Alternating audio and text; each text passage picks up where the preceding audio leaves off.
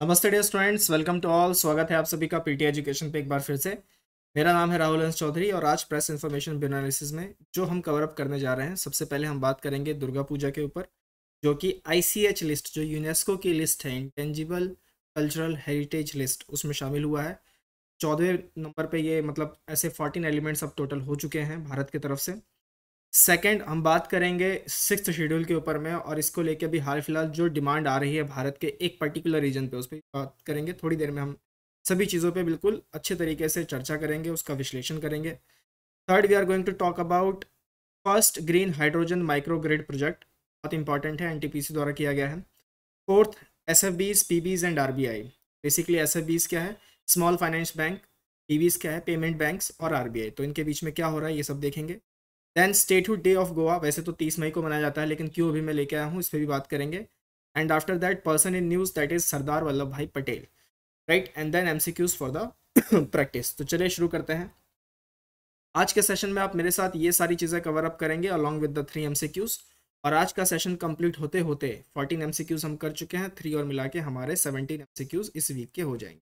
कल का एक और सेशन हम लेंगे आपके साथ, उसमें भी 3 एमसीक्यूज, तो टोटल जो हमारा टारगेट है 20 एमसीक्यूज का, वो मैं आपको पूरा करके दे दूंगा, राइट। बताइए आपको मज़ा आ रहा है कि नहीं आ रहा? बिल्कुल दिल से फॉलो कीजिएगा, क्योंकि दिल से सारे कंटेंट बनाए गए हैं। आप सही से अगर इसे फॉलो करेंगे, बढ़िया तरीके से लिखते चलेंगे जो जो इंपॉर्टेंट पॉइंट्स हैं, आप प्रीलिम्स में कहीं भी नहीं रुकने वाले, ये मेरी गारंटी है। इनफैक्ट जो प्रेस इन्फॉर्मेशन ब्यूरो एनालिसिस से जो भी क्वेश्चंस आएंगे, उस पर आप कहीं भी नहीं रुकने वाले। चलिए, सबसे पहले हम बात करते हैं Durga Puja on ICH list, right. तो अभी हाल फिलहाल हुआ क्या है कि जो इंटेंजिबल कल्चरल हेरिटेज की एक इंटर गवर्नमेंटल कमेटी है, उन्होंने क्या किया है, दुर्गा पूजा जो कोलकाता में मनाई जाती है उनको लिस्ट में शामिल किया है, अपनी लिस्ट में शामिल किया है। कैसी लिस्ट है ये? Intangible cultural heritage list of humanity. इसको मिला के ऐसे 14 एलिमेंट्स भारत की तरफ से आ चुके हैं जो इस लिस्ट में शामिल हो गए हैं।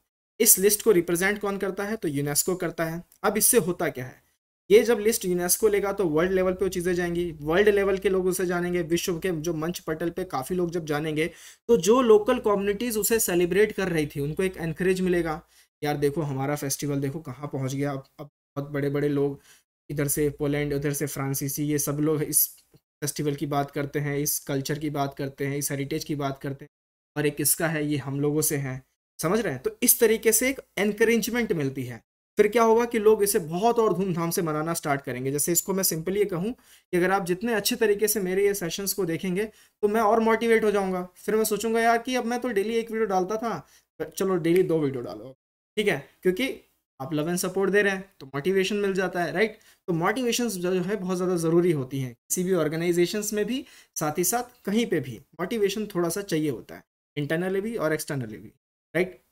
अब इसमें होगा क्या, इस तरीके के जो पूजा वगैरह होते हैं, इसमें बहुत सारे लोगों का काम होता है। ऐसे नहीं है कि सिर्फ पंडित जी ही चाहिए या पुजारी ही चाहिए। मूर्ति बन रही है तो मूर्तिकार होते हैं, डिज़ाइनर्स होते हैं, आर्टिस्ट होते हैं, नाचने गाने वाले लोग होते हैं, ऑर्गेनाइजर्स होते हैं, ठीक है, बहुत सारे लोग होते हैं, बहुत लोग इसमें पार्टिसिपेट करते हैं, टूरिस्ट विजिटर्स। तो समझ रहे हैं आप कि किस तरीके से सारे जो लिंक्स वगैरह हैं वो जुड़े हुए हैं।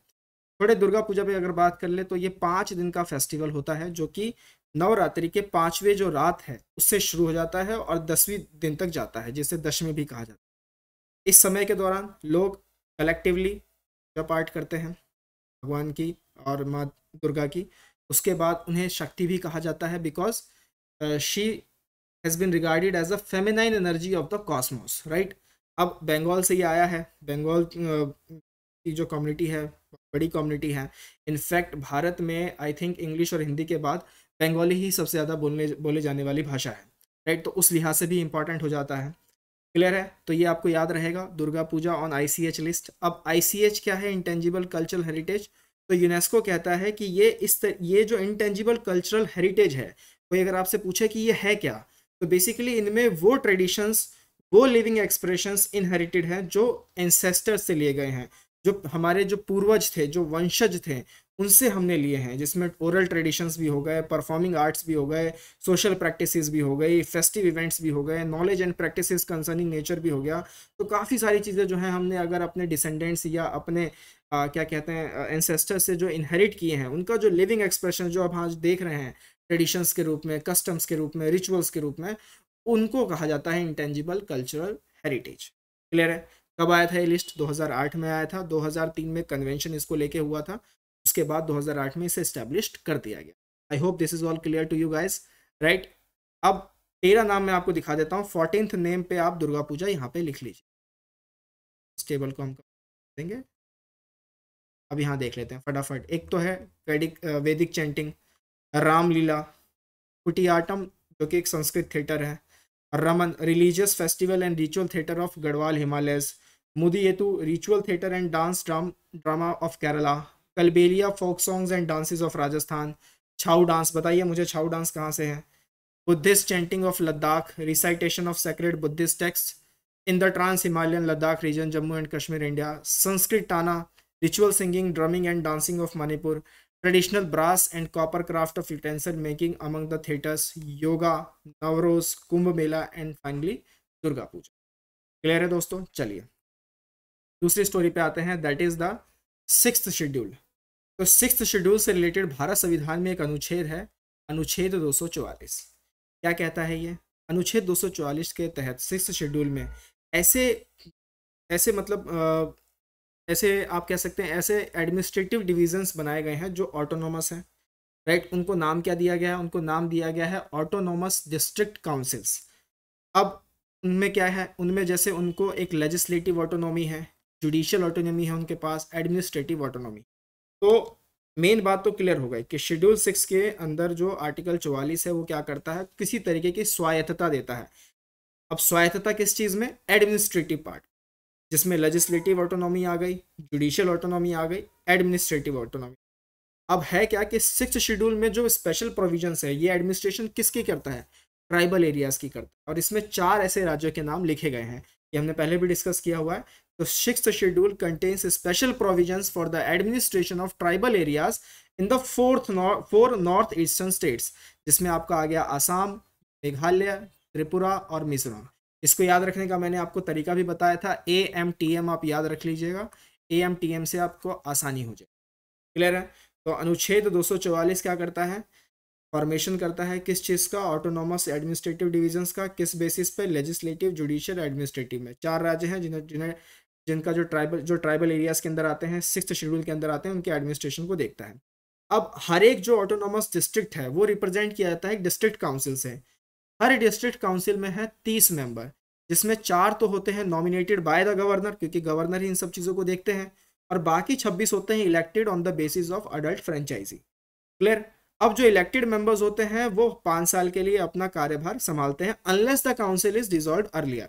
और जो नॉमिनेटेड मेंबर्स होते हैं वो अपना ऑफिस कब तक संभालते हैं? During the pleasure of the governor. कुछ ये बातें जो हैं आप ध्यान रखिएगा, कितने मेंबर्स है क्या है।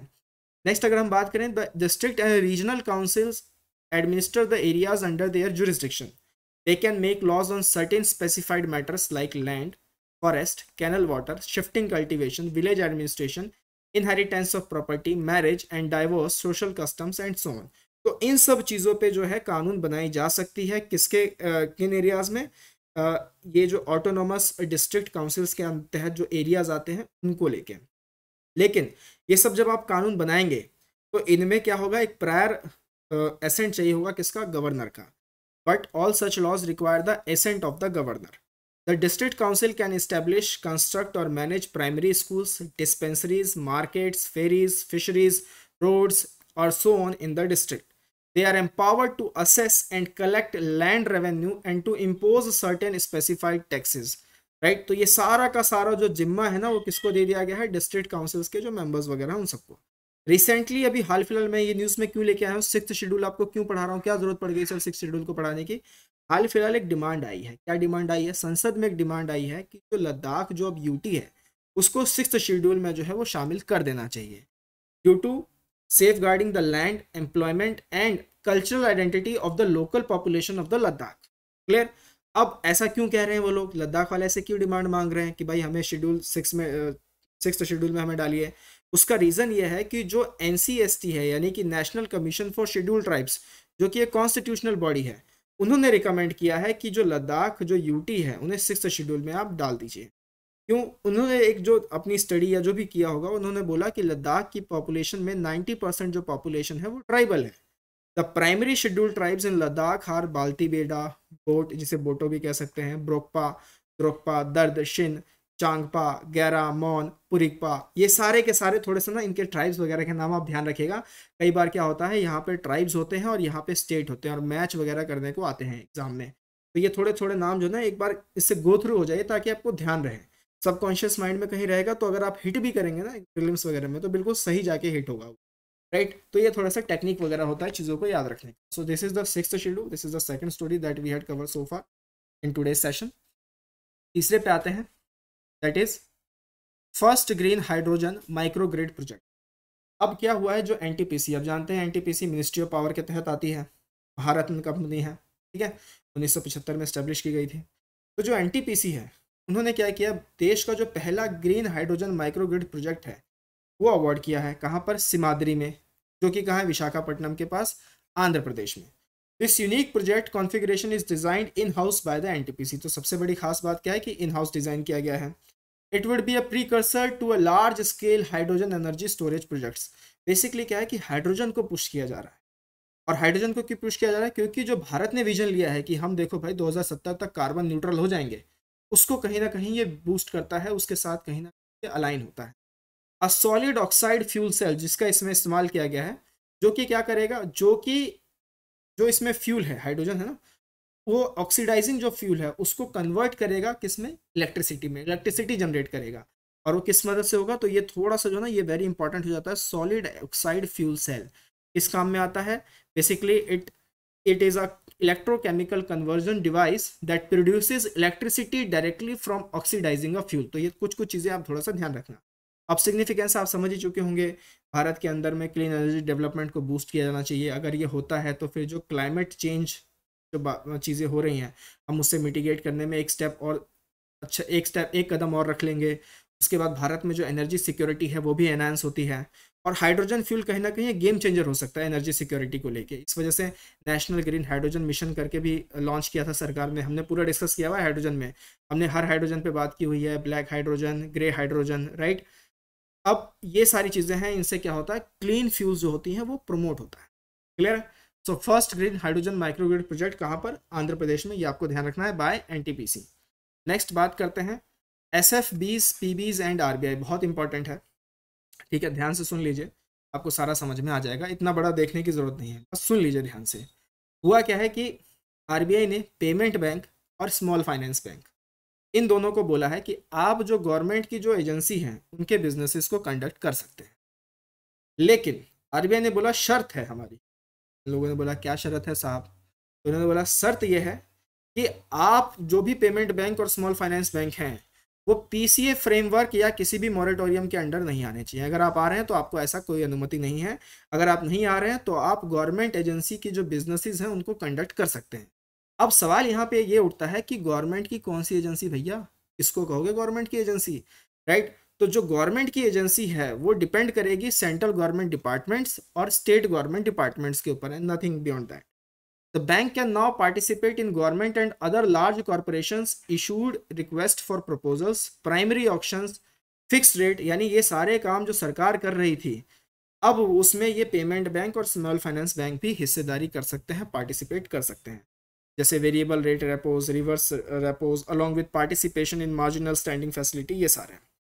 तो होगा क्या, bank would now also be eligible to partner in government run financial inclusion schemes. जो सरकार स्कीम निकालेगी फाइनेंशियल इंक्लूजन को करने के लिए, उनमें ये भी भागीदारी नहीं देंगे। अब एसएफबीज क्या है, स्मॉल फाइनेंस बैंक क्या है, फाइनेंशियल इंस्टीट्यूशंस हैं, फाइनेंशियल सर्विसेज प्रोवाइड करते हैं, कहाँ पे प्रोवाइड करते हैं, into the hinterlands of India, मतलब ऐसे इलाके, दूर दराज के इलाके।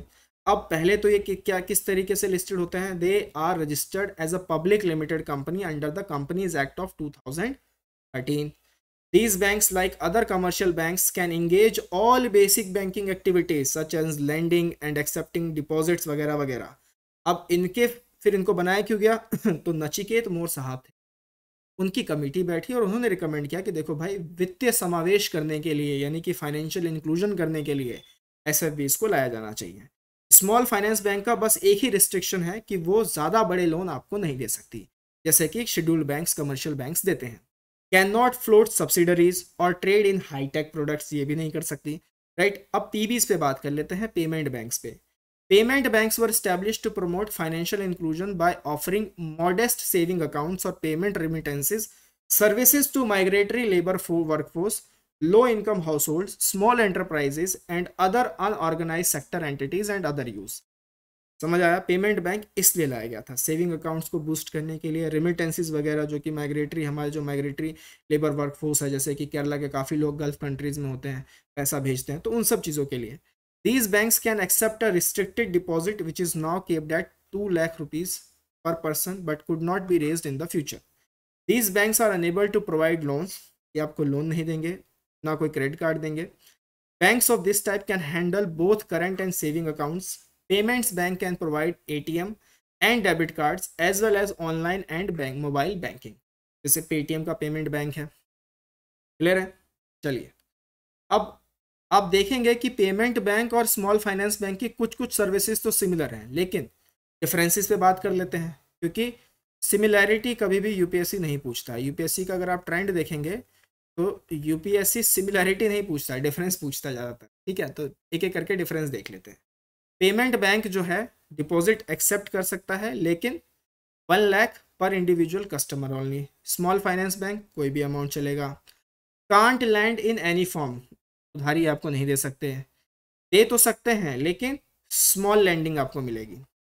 Can open small saving accounts, can finance small business units, small and marginal farmers, micro and small industries and unorganised sector entities. Can provide remittance services, can provide remittance services as well as credit cards. समझ आ रही है? allowed to issue automated teller machine or debit cards, allowed to issue ATM or debit cards. Clear? Not allowed to issue credit cards, has to ensure that 50% of loan portfolio constitute advances of up to rupees 25 lakh, can distribute products such as mutual funds, insurance and third party loans, can distribute financial products such as mutual funds, insurance and pension. तो ये सारे जो हैं differences हैं between the payments bank and the small finance banks. Both of our these banks now going to participate or conduct the government agency business. RBI had allowed them except if they are not under the prompt corrective action framework or any kind of moratorium. Clear? चलिए आगे बात करते हैं statehood day of Goa पे, the 5th news of the day. तो basically है क्या कि गोवा के बारे में थोड़ा सा जान लेते हैं. आप देख रहे हैं यहाँ पे महाराष्ट्र है और इधर पूरा ईस्ट और साउथ में कर्नाटका, इस तरफ अरेबियन सी है. ठीक, सदर्न वेस्ट कोस्ट है भारत का.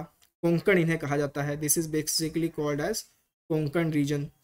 और ज्योग्राफिकली किससे सेपरेट होता है? From Deccan highlands by the Western Ghats.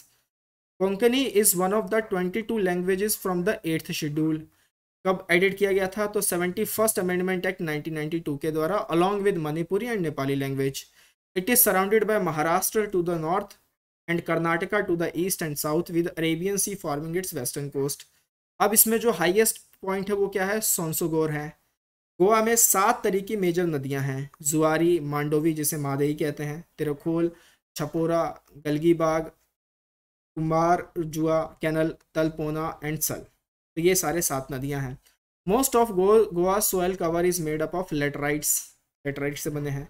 अब हुआ क्या कि 19 दिसंबर 1961 को काफ़ी सारे डिप्लोमेटिक फेलियर्स होने के बाद पोर्चुगीज को फिर मतलब भगाना पड़ा. भारत सरकार ने एक ऑपरेशन लॉन्च किया जिसे कहा गया ऑपरेशन विजय. तो 19 दिसंबर 1961, ये ध्यान रखिएगा, 19 दिसंबर 1961 ये लिबरेशन डे है गोवा का. इसके लिए कौन सा ऑपरेशन किया गया था? ऑपरेशन विजय किया गया. अब मैं एक क्यों लेके आया? ये न्यूज़ इसलिए लेके आया हूँ क्योंकि अभी भारतीय नेवी ने कहा है कि 1961 से 2021 तो ईयर्स कंप्लीट होने वाले हैं. होने वाले हैं कि नहीं होने वाले इस 19 तारीख में? ठीक है, तो इस 50 साल यानी इस डायमंड जुबली को सेलिब्रेट करने के लिए इंडियन नेवी ने मतलब न्यूज़ में आया हुआ था, जो कि उन्होंने बोला था कि that day will be very special for the people of Goa because this is the Goa liberation day.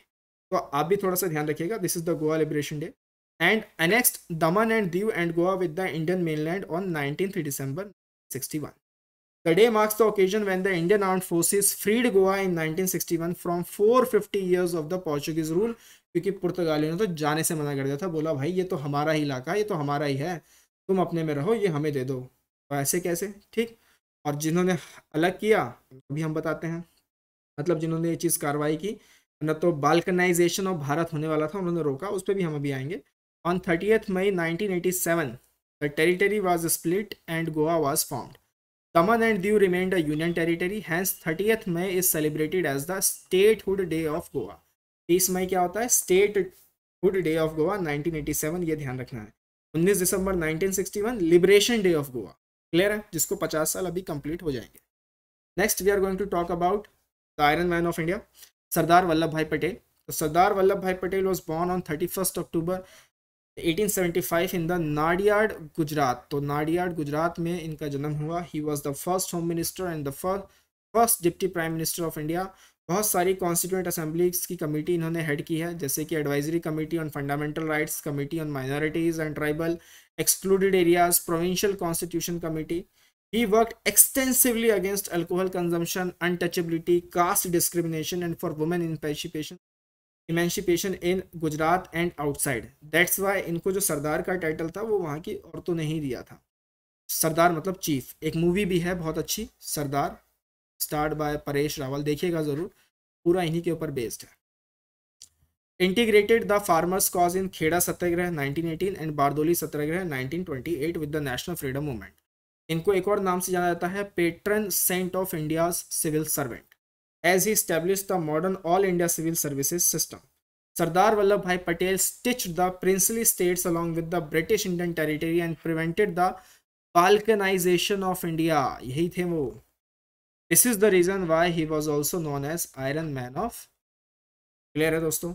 सरदार वल्लभ भाई पटेल, इनको भी हाल फिलहाल प्राइम मिनिस्टर ने ट्रिब्यूट किया था, that's why was in the news, और मैंने सोचा आपके लिए लेके आया जाए। पर्सन इन न्यूज़ भी कभी कभार होना चाहिए। क्लियर? चलिए अब बारी आती है एमसीक्यूज़ की। वीक 4 के एमसीक्यूज़ हैं। कल जो हमने आपसे एमसीक्यूज़ पूछे थे उसका आंसर दे देते हैं। पहले ये सवाल था सबसे पहले, समीक्षा पोर्टल। समीक्षा जो प्लेटफॉर्म है, this is basically a pooling the knowledge and experiences of organisation engaged in SMEs, यानी कि small and medium enterprises, along with BEE, bureau of energy efficiency. इस पे हमने बात की हुई है समीक्षा प्लेटफॉर्म पे। स्माइल स्कीम हाल फिलहाल न्यूज़ में था, इसे किसने लॉन्च किया है, किसने फॉर्मुलेट किया है? And the correct answer here is ministry of social justice and empowerment. Basically ये क्या इस स्कीम के अंदर है क्या कि जो बैगर्स और ट्रांसजेंडर्स हैं उनकी लाइफ को अपलिफ्ट करने की बात इसमें की गई है। The state of the world's land and water resources for food and agriculture report is released by FAO, right? Food and Agriculture Organization. C would be the right answer here. And the last question that we had asked yesterday, recently seen in the news, log4j vulnerability, ये किससे related है? तो basically it is related to cyber security. Cyber security से related है, right? आप में से कुछ लोगों ने बहुत अच्छे अच्छे आंसर्स दिए। पार्टिसिपेट करते रहिएगा दोस्तों, do participate in the comment thread. आप पार्टिसिपेट करेंगे, मेरा मोटिवेशन बढ़ेगा। मैं आपको एग्जाम्पल दे चुका हूँ। नेक्स्ट आज के सवाल आपके लिए रेडी कर दिए गए हैं। Treaty on mutual legal assistance, ये हमने देखा था इन द क्रिमिनल मैटर्स, उस पर 3 स्टेटमेंट आपके लिए यहाँ बना दिए गए हैं। आराम से पढ़िए, इसी तरीके के सवाल आपको मिलेंगे यूपीएससी के प्रीलिम्स की परीक्षाओं में। देखिए क्या सही क्या गलत है, और पीआईबी के सेशंस देखते चलिए। You are going to crack the exam definitely. Next, Sampann project, ये किस मिनिस्ट्री द्वारा लॉन्च किया गया है, ये भी आप देख लीजिए। संपन्न प्रोजेक्ट लगे हाँ तो बता दो यार इस प्रोजेक्ट में है क्या, हमने इसे कवरअप किया हुआ था। Which of the following has recently become the Asia's first festival to achieve recognition as UNESCO Intangible Cultural Heritage of Humanity? तो इनमें से कौन सा है जो एशिया का पहला फेस्टिवल बना है जिसे ICH की लिस्ट में डाला गया है फॉर द ह्यूमैनिटी, राइट?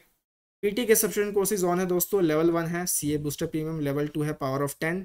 साथ ही साथ बहुत अच्छे अच्छे यूपीएससी के सेल्फ प्रेप कोर्सेज हैं, डिस्क्रिप्शन बॉक्स में पूरा लिंक है, जाइए चेकआउट कीजिए लिंक्स वगैरह को।